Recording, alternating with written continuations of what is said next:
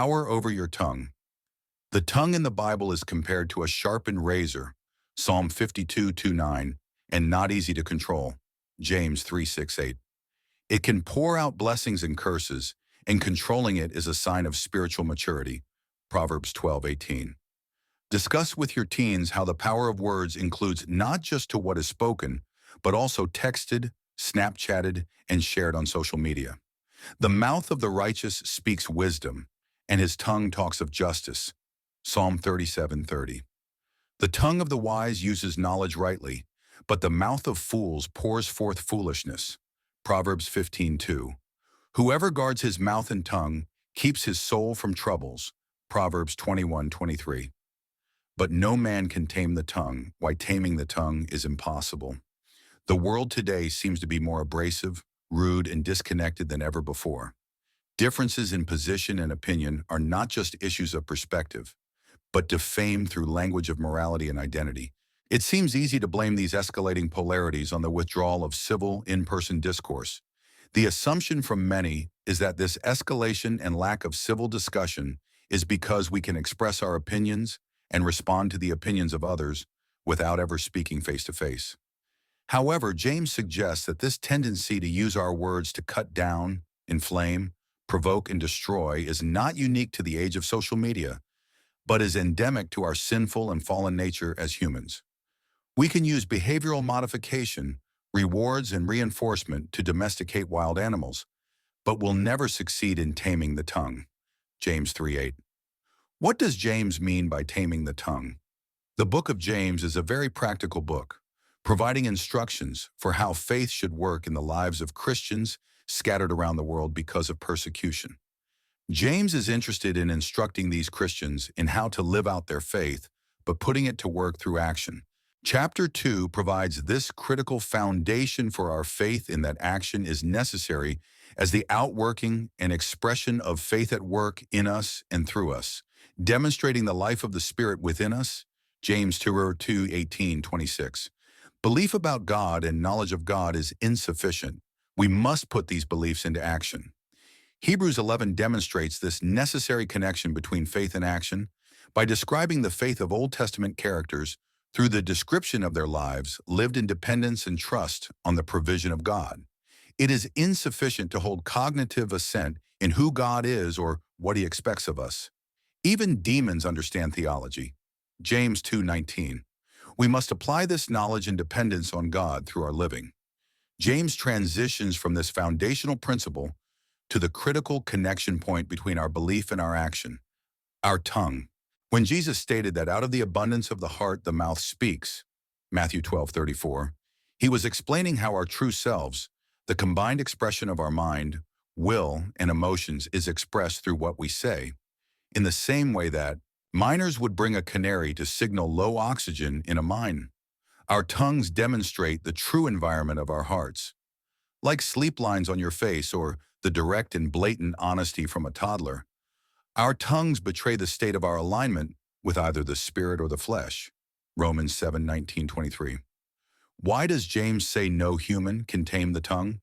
James describes the tongue as small but boastful, 3:5, like a spark that sets forest fires, 3:5, a bit in a horse's mouth able to turn the whole horse, 3:3, or a rudder on a ship directing as the pilot wills, 3:4.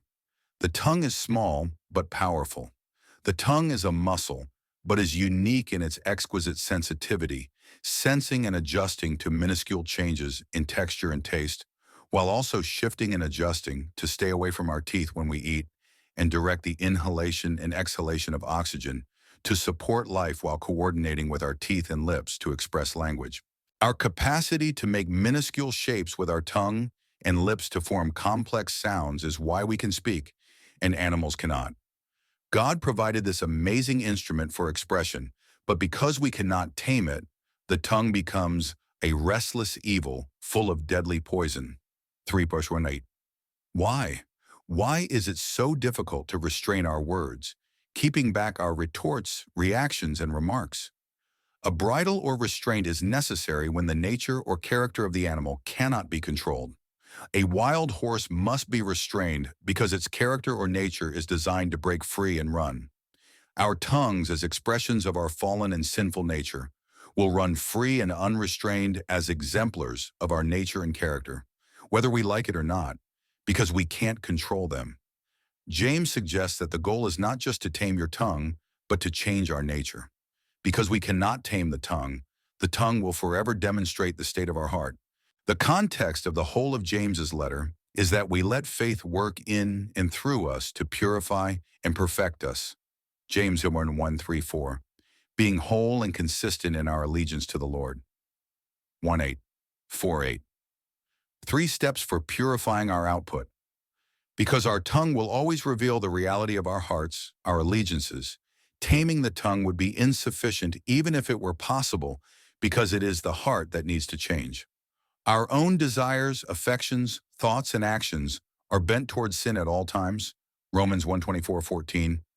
But by the grace of God, Ephesians 2:8, conviction and faith by the Spirit, John 16:8, and redemption through Jesus, Romans 3:24, this natural heart state is being transformed, Setezkor 3:18. God's purpose is that His word will fill us, overflowing from us as we act out God's love to the world, James 1:18, James 1:27, John 15:10-12. So how do we focus our allegiance on the Lord and become doers of the word and not hearers only? James 1:22. 1. Be consistent with your input. James asks, does a spring pour forth from the same opening both fresh and salt water? Can a fig tree bear olives or a grapevine produce figs? Neither can a salt pond yield fresh water. 3:11-12. What is in your heart, the collection of your mind, will and emotions, will be the reservoir from which the flow of your mouth draws. Jesus said, what comes out of the mouth proceeds from the heart, and this defiles a person. For out of the heart come evil thoughts, murder, adultery, sexual immorality, theft, false witness, slander. These are what defile a person. Matthew 15:18-20. James's solution is to refine your allegiances, filling your heart with pure water so that the output from your mouth is pure. James 4:8. 2. Direct your belief through your behavior. Hearing the truth of the Word of God but not doing anything in response deceives us into thinking we believe. But James says that without action, our religion is worthless. James 1:22-26. Paul explained to the Thessalonians that through the act of God enabling them to love one another, He is establishing their hearts as blameless and holy before God. 3:13. Jude